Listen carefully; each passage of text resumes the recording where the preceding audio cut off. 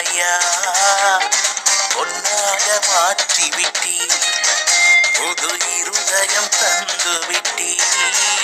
எங்கள் தலையை எண்ணெயினால் அபிஷேகம் செய்து விட்டீர்.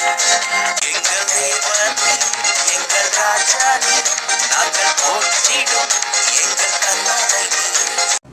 ராஜா பர்சிலாவை நோக்கி, நீ என்னோட கூட கடந்து வா, எருசலேமிலே உன்னை என்னிடத்தில் வைத்து பராமரிப்பேன் என்றான்.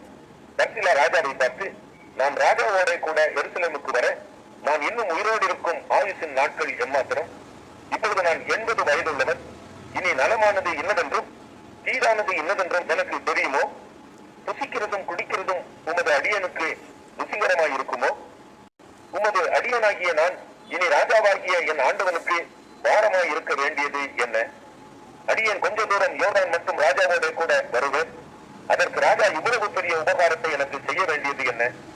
நான் என் ஊரிலே மறித்து என் தாய் தகப்பன்மார் கல்லறையிலே அடக்கம் பண்ணப்படும்படிக்கு உமது அடியான் திரும்பி போகட்டும்.